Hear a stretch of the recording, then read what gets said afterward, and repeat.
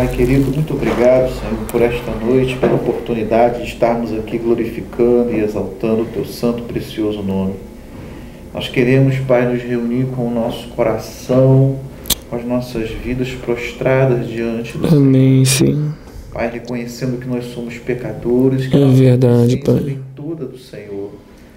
Conhecendo a nossa miséria, Senhor. Nossos pecados, nossos Sim, falhas, é verdade, Senhor, sim. nós colocamos e apresentamos elas a Ti, ó Deus, antes de mais nada, Pai. Senhor, tem Lava-nos misericórdia com de Teu cada um de sangue nós, precioso, Senhor. E Senhor. com a Tua infinita graça, com o Teu infinito amor, Senhor. Nos acoberta, Olhe, Senhor, Senhor. para esta reunião. Olhe para cada vida, olhe para cada pessoa que está ouvindo esse estudo, Senhor. Sim. Meu Deus, e haja conforme as suas grandes misericórdias, Pai. Senhor, eu te peço em nome do Senhor Jesus. Amém. Também te peço, Senhor, pelo palestrante, pelo Rafael. Senhor, que o Senhor use ele poderosamente, que seja Amém. as tuas palavras, Senhor, não as dele, Senhor, a prevalecer, Pai, Amém, nesta Senhor. mensagem, ó Deus. Senhor, em nome do Senhor Jesus Cristo, muito obrigado, mais uma vez eu te peço, Senhor, na certeza da nossa vitória. Amém e amém. Amém, Senhor.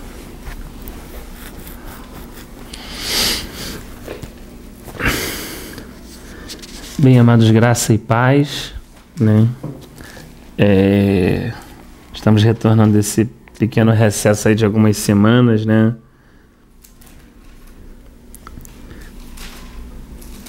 Onde a gente pôde também acompanhar que tá com outros irmãos assim mais distantes e tudo, e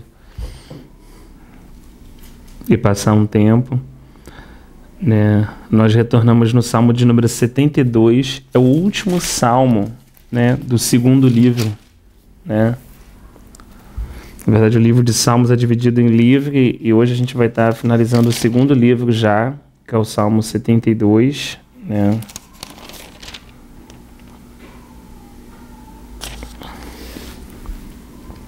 A gente vai tentar lê-lo completo, né? E compartilhar junto. Diz assim: reveste da tua justiça o rei, ó Deus, e o filho do rei da tua retidão. Julgue ele com justiça o teu povo e os teus aflitos com equidade. Que os montes tragam prosperidade ao povo e as colinas o fruto da justiça. Defenda ele os oprimidos entre o povo e liberte os filhos dos pobres. Esmague ele o opressor. Ele permanecerá enquanto existir o sol, enquanto durar a lua, através das gerações. Seja ele como chuva sobre uma lavoura. Seja ele como chuva sobre uma lavoura ceifada, como aguaceiros que regam a terra. Floresçam os justos nos dias do rei, e haja grande prosperidade enquanto durar a lua. Domine ele de mar a mar, desde o rio até os confins da terra. Inclinem-se diante dele as tribos do deserto, e os seus inimigos lambam o pó. Que os reis de Tarsis e das regiões litorâneas lhe tragam tributo.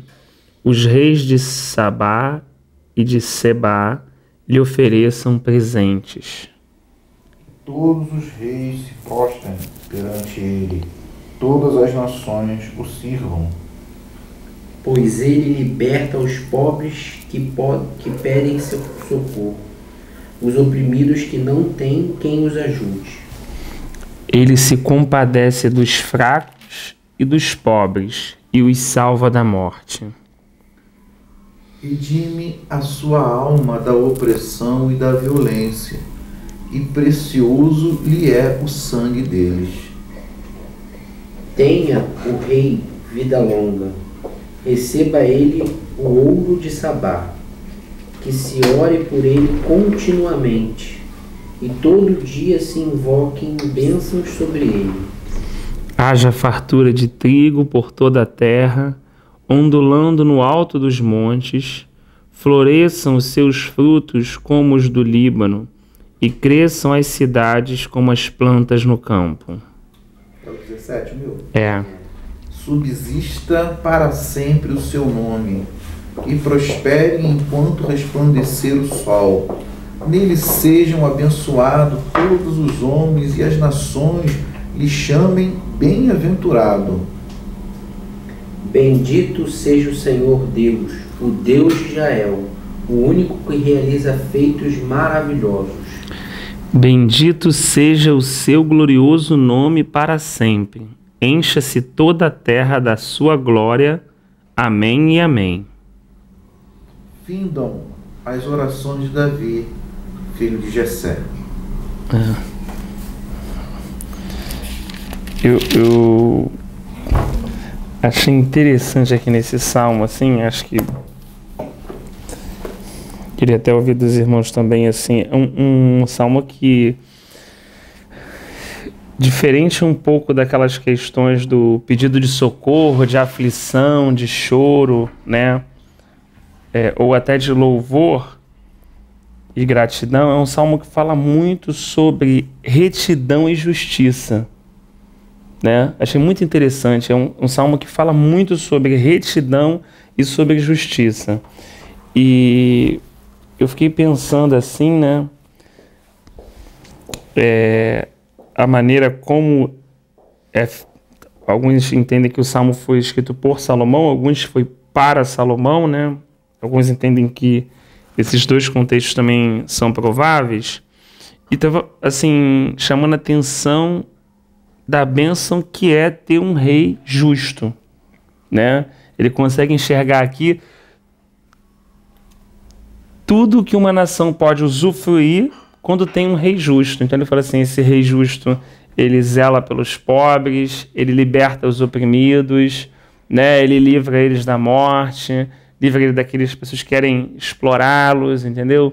Então, observando isso, eu fiquei pensando assim, caramba, né? Se um rei, né, como na época Davi, Salomão e demais, né, quando o rei era um rei justo, se a nação, né, recebia tantas bênçãos assim, né, tanta equidade, e a justiça é uma coisa que traz paz, né, eu fiquei pensando assim, caramba, às vezes eu não consigo, às vezes, enxergar o Senhor com essa característica, assim, na minha vida um pouco diária, né? Essa faceta do Senhor, assim, né? Porque não existe ninguém mais justo do que o Senhor. Né? Eu fiquei pensando assim, Deus como sendo um Deus justo. Mas não aquele justo que, na caminhada individual de cada um, a gente, às vezes, crê que ele seja justo, mas para ele acertar contas que a gente acha que ele deva acertar. Não, Deus é justo, não, né? Deus não vai permitir isso, Deus é justo. Não esse tipo de justo, né? Mas um Deus justo no sentido assim, que decida ele o que ele decidir, aquela decisão foi justa. Né? Assim, não o que o A pensa, não o que o B pensa, não o que o C pensa, não o que eu penso, mas aquilo assim, quando o Senhor decide uma coisa, quando o Senhor dá um parecer sobre qualquer situação ou circunstância, seja nesse tempo bíblico ou no atual, a gente sabe que a decisão dele é uma decisão justa, porque ele consegue sondar e esquadrinhar todos os corações e consegue ver a circunstância por todos os 360 graus daquele ângulo. Né? Às vezes eu estou olhando uma circunstância e enxergo só do meu ponto de vista, talvez com muito esforço tento me colocar no lugar do irmão para tentar ver como aquele irmão está vendo, mas ainda assim é uma noção muito superficial, muito básica da circunstância. O Senhor não. O Senhor, ele vê realmente de uma forma que a gente não vê, e ele consegue, né, e ele tem essa característica, esse atributo no caráter dele de ser um rei, de ser um Deus justo, né? E por que eu comentei assim, irmãos? Porque eu não tenho muita essa realidade no meu dia a dia, porque se a gente soubesse que Deus é justo, a nossa alma se aquietaria muito, né? Porque grande parte das aflições pessoais humanas é do nosso subconsciente ou da forma que às vezes a gente imagina que Deus não é tão justo assim. Talvez seja forte dizer isso, né? Talvez eu não diga assim, não, Deus não é justo, né? Mas o simples fato de uma coisa não acontecer no meu tempo, ou não acontecer como eu penso, já é uma situação de que Ele não está trabalhando ou fazendo a coisa como deve ser feita. Ele não está fazendo a coisa com retidão, uma coisa justa, né? E aí eu comecei a perceber assim, quantos servos de Deus se afligiram na sua vida pessoal cristã exatamente por esse fato. Exatamente pelo fato, assim, de esperar de Deus ou de criar em Deus uma expectativa, né? E quando aquela expectativa não é cumprida, nós ficamos chateados com Deus. Mesmo que sejam chateados com Deus, sim, a gente sabe que está chateado com Deus. Às vezes a gente está chateado com Deus e nem a gente sabe que está chateado com Deus, né? É algo possível, né? E aí eu fiquei pensando na vida de alguns irmãos, assim, de alguns amados irmãos, né? E fiquei pensando, por exemplo, no caso de pessoas zelosas, sinceras, como era o caso de Elias, né? Um homem que a gente não conhece o início da história dele, não conhece muito bem ali de onde ele veio, seus pais, né? Mas sabe que ele realmente era um profeta do Senhor, isso a gente sabe, né? Era um homem zeloso, um homem assim que o Senhor havia colocado a sua palavra nos lábios dele, né? E diferente de Jonas, que talvez fosse um profeta assim, digamos, que incluía mais suas coisas pessoais, digamos assim, falando, né? Que precisava às vezes talvez de uma advertência ou de uma pressão do Senhor para ele enquadrar ali e fazer o que tinha que ser feito, como às vezes acontece com a nossa vida pessoal. Elias aparenta ser aquele que recebe a palavra do Senhor e caminha para executá-la, sempre. Seja para ir para o riacho de Querite, seja para anunciar a seca, né? Seja para multiplicar o pão, para ressuscitar o filho da mulher, né? E ele sempre está a todo momento ali sendo uma pessoa zelosa por Deus, né? E aí me veio o fato desse lance da expectativa que a gente cria, né? Quando a gente imagina o que Deus vai fazer. Todos nós criamos expectativas de como é que Deus vai fazer, como é que Ele vai agir e tudo. E me veio um momento que Elias atravessou essa dificuldade, né? E aqui eu acho que tem algo a ver com esse salmo, né? Ele realmente foi zeloso, o Senhor mandou que ele fosse, né, para aquela região. Ele encarou de fato os profetas frente a frente, né? Até com ironia, assim, pela confiança que ele tinha no Senhor, né? E aqueles homens ficaram se cortando, horas, nós conhecemos esse trecho bíblico, e nada aconteceu, né? E Elias orando, Senhor, para que o povo saiba, né, que o único Deus vivo e verdadeiro que existe é o Deus de Israel. Então, consome o holocausto que foi preparado para o Senhor, né? Venha fogo do céu, e vem fogo do céu, que diz a Escritura, e pega fogo. E eles matam todos os profetas de Baal. Eu fico imaginando isso para uma pessoa zelosa, né? Imagina o dia que cai a idolatria, né? A pessoa que está zelosa, que está orando. É como quase que alguém, imagina numa menor escala, orando para que toda uma casa se converta, e chega o dia onde Deus age poderosamente, toda aquela casa se converte, já é uma tremenda alegria, numa escala muito menor, né? Imagina todo Israel no Carmelo. Imagina todo o povo que estava vivendo debaixo, né, digamos ali, da tirania de Jezabel, que era uma Sidônia, uma mulher que representava assim uma figura satânica terrível. Na verdade, depois dela, a descendência dela, Atalia, que quase termina ali com a descendência de Davi, né, que era um propósito de interromper mesmo a linhagem do Messias. Então, assim, existia toda uma figuração satânica. Aquela mulher tinha uma representação, um peso espiritual muito forte, né, e oprimiu Israel naquela situação. E, assim, Elias enfrentou aqueles profetas, desceu aquele fogo do céu, e eu fiquei imaginando, assim, o depois da vida de Elias, o fato tudo aquilo aconteceu e tal, veio a chuva, o Senhor fechou com chave de ouro, assim, fui eu que fiz, né? E logo depois ele recebe aquela ameaça de Jezabel e corre para a caverna e fica lá um pouco assim... Eu não concordo muito com as pessoas que falam assim, deprimido, não sei o que, não. Talvez um pouco cansado. Ou talvez um pouco desapontado. Boa palavra. Porque o que o profeta imagina? Poxa, a gente está anos zelando por isso. Eu vou orar, vai descer fogo do céu. O povo vai ver que Deus é o Senhor. Todo mundo vai se converter. Jezabel sai do trono e a Israel volta para adorar o Senhor. Só que aí ele faz aquilo. Jezabel continua no trono. Acabe, com aquela aliança, continua governando. E o povo, teoricamente, não há uma limpeza total ali. Há uma demonstração de quem é Deus, mas não há uma escolha clara. Há ali uma reverência naquele momento, mas não há uma mudança da nação. E a oração, mais do que qualquer situação assim, eu vejo a oração de Elias talvez um pouco desapontado. Senhor, mas só eu fiquei. Eu tenho sido extremamente zeloso. O cara que está orando não é uma pessoa, é alguém que o Senhor estava preparando realmente com uma missão que não é nem ver a morte. Não é a pessoa deprimida, não sei o que, falando besteira, como às vezes os irmãos falam assim, mas não imagina a realidade do que ele estava vivendo, a expectativa diária. Pô, então isso vai acontecer. Então assim, agora a nação, qual o maior desejo de um servo, de um profeta daquela época? Era anunciar e que o povo ouvisse. Quantas vezes Jeremias ficou desapontado? Né? Era que apontar e o povo poder entender aquilo, né?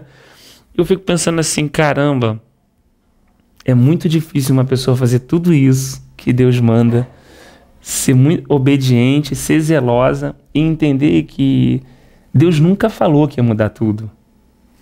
Deus só pediu que fosse feito aquilo. A parte dele era fazer aquilo. Não era consertar tudo.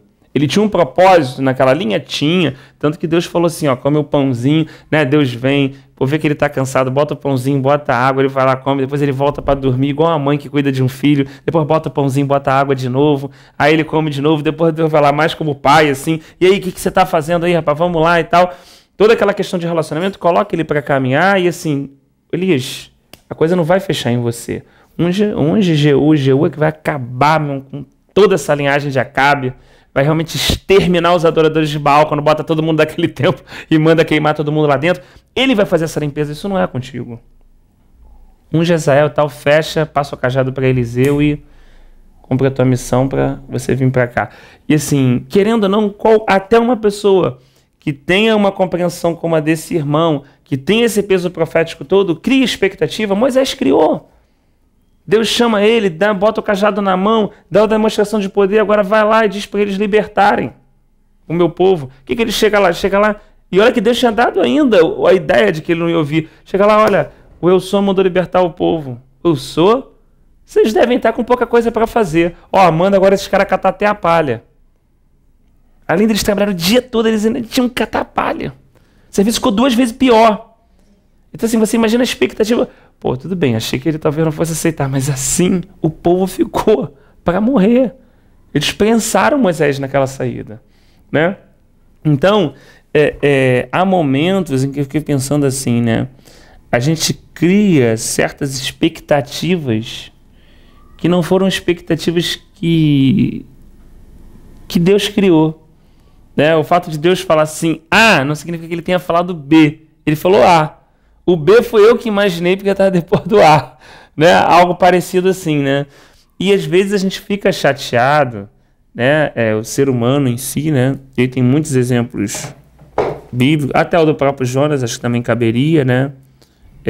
Se os caras são assim, se eles são revoltados, né? Se eles massacraram o meu povo, se eles fizeram tudo isso, se eu vou chegar lá e vou pregar, tudo que eu quero é o quê? É que se cumpra a minha palavra, né? A palavra do profeta, né? E acabou que ele se arrepende, Deus vai lá, perdoa todo mundo, né? E não acontece tudo aquilo que ele imagina, né? Então, assim, uma das coisas que dá descanso e talvez ajude a gente a não gerar tantas expectativas seja conhecer esse atributo de Deus, que Deus é justo.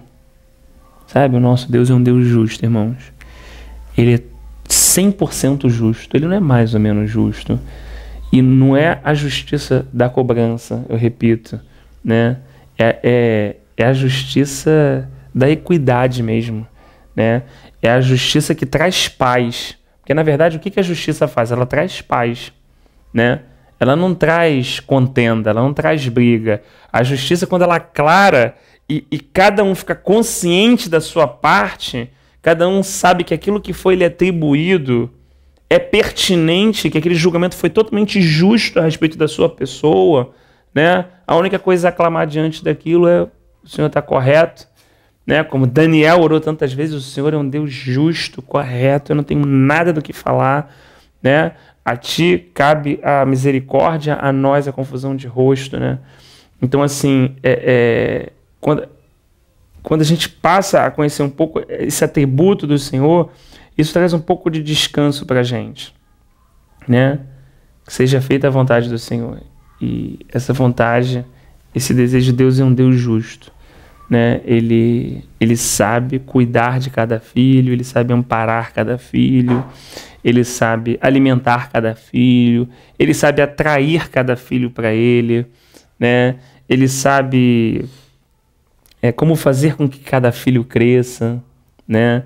Ele é o Deus que cria as circunstâncias, que retira as circunstâncias, né? Que coloca embaraços, que retira embaraços no sentido do trabalho assim na nossa vida. E aí eu pensei muito nisso, eu falei assim, puxa, eu não sei o quanto nós, como povo de Deus, todos nós temos essa compreensão a respeito da justiça de Deus, né? Fiquei pensando assim, não só Jesus Cristo sendo a própria justiça de Deus, né? A nossa própria santificação, né? Mas toda a orientação, né? Todo o cuidado, tudo que ele fala, que ele faz, tudo é justo, tudo é reto, sabe? Não tem nada a reparar, não tem nada a consertar no Senhor, não tem uma vírgula para ser colocada numa palavra que ele diz, sabe? Não tem nada a ser acrescentado, mudado, diminuído, sabe? Aquilo não acrescente nenhuma palavra, que nem retire nenhuma, sabe? Tudo é na medida certa, tudo é no peso correto, sabe? Tudo é perfeito, né? Davi olha isso e consegue reconhecer isso e fala assim, não, a palavra do Senhor é límpida, a palavra do Senhor é vida, a palavra do Senhor é perfeita, os caminhos do Senhor são retos, são justos, né? E às vezes é difícil compreender um pouco essa justiça de Deus, porque a justiça, né? As pessoas brincam assim, né? Ninguém sabe o que cabeça, acho que é assim o ditado, não sei bem. Cabeça de criança e de juiz, ninguém sabe o que pode vir, né? Quando você está numa causa assim da justiça, normalmente os advogados dizem isso. Olha, cabeça de juiz, cara, e cabeça de neném, ou alguma coisa assim, né? O ditado que eles têm lá, você não sabe, porque você não sabe o que a pessoa está pensando, né? Assim, a pessoa está olhando o teu caso, ela está interpretando baseado na lei, mas você não imagina. Às vezes um juiz dá uma situação de uma sentença para o outro e outra para outra, né? Então, o único modo de você não se impactar com a sentença é conhecendo a forma como o juiz pensa. Se você estiver ali no cantinho e todo dia ver o juiz dando a sentença, todo dia conversar com ele, almoçar com ele, trocar uma ideia com ele, ser o assessor dele, aquele cara que escreve mais ali longinho, você vai conhecer como o juiz pensa, a forma que ele pensa, né? Então, antes do julgamento, você vai falar assim, eu acho que ele vai tomar essa decisão. E ele, pumba, toma aquela decisão. Não porque você tem um dom de revelação, nada disso não, mas por um conhecimento estreito de convivência, de prática, de andar diário, de saber como aquele juiz pensa. Então, quanto mais você sabe quanto o juiz pensa, né, mais assertivo você é na sua expectativa em relação daquele veredito que vai ser dado. Quanto menos imagina a cabeça do juiz, menos a gente imagina, né? E eu fiquei pensando assim, Paulo diz quem conhece, né, os juízos do Senhor, quem conhece os seus caminhos, quem penetrou, quem sondou, ninguém, né? Mas por outro lado, ele diz que pela renovação da nossa mente, a gente pode ser transformado e pode conhecer a boa, perfeita e agradável vontade de Deus. Então existe um caminho que o Senhor deixou, existe uma transformação que Ele deseja que a gente passe. E que a gente conheça como Ele pensa. Parece que Deus quer. Deus é uma pessoa, Ele tem uma mente. E Ele pensa, Ele projeta, Ele tem plano. E parece que Deus quer não só que a gente conheça o plano dEle, mas Deus quer que a gente conheça como Ele pensa. Sabe? É como Ele raciocina. Né? E assim, muitas vezes Ele deixa essas deixas. Como deixou com Moisés. E aí Moisés vai lá e as pessoas falam, não, porque ele mudou a forma que Deus... Não, ele não mudou. É um relacionamento tão íntimo que Deus está fazendo uma coisa, vamos ver se ele já entendeu como eu penso. Sabe? Vamos ver se realmente... Né? Assim, às vezes é uma coisa simples, é natural, Deus não força, né? Tá lá Noemi e fala assim, não, minhas filhas, olha só, meus filhos já morreram, eu não tenho nada para te dar, volta lá para sua terra e tal, né? Poxa, eu não tenho nada, fica lá tranquila, vai lá, Deus te abençoe. Eles podem voltar. Mas aí alguém que entendeu alguma coisa diferente diz assim, não. Teu povo vai ser o meu povo. Teu Deus será o meu Deus. Aonde você pousar, pousarei eu. E aí parece que é nesses momentos, né, que a gente percebe assim, poxa, que Deus conseguiu avançar em alguns irmãos. Deus conseguiu avançar em algumas pessoas, né? Então, assim, quanto mais... os caminhos do Senhor são mais altos que o nosso, mas quanto mais o Senhor nos traz para esse caminho, quanto mais nós nos aproximamos dele na sua forma de pensar, de raciocinar, isso o Senhor permite perguntando, né? Como Abraão perguntava, se tiver tanto justo, né? Perguntando mesmo, orando, perguntando, querendo saber como Deus pensa. Não só perguntando na oração para Deus resolver o meu problema pessoal, mas querendo saber como Deus pensa a respeito daquele meu problema pessoal. Não quero só saber assim, Deus, o que é isso para resolver o meu problema? Mas como o Senhor pensa a respeito desse problema? O Senhor vai resolver dessa forma, mas como é que o Senhor pensa? Como é que é isso? Como é que o Senhor decide isso assim? Por quê? Mas no intuito assim, de querer conhecê-lo, né? E eu acho que me parece, pelos irmãos que estão mais na frente da caminhada, que quanto mais esse irmão conhece o Senhor, mais ele conhece como o Senhor pensa, através da graça, mais leve esse irmão se torna. Mais leve esse irmão se torna. O conhecimento que o próprio Deus compartilha com ele pela sua graça, torna ele mais leve. Livre também, Xande. Livre. Leve.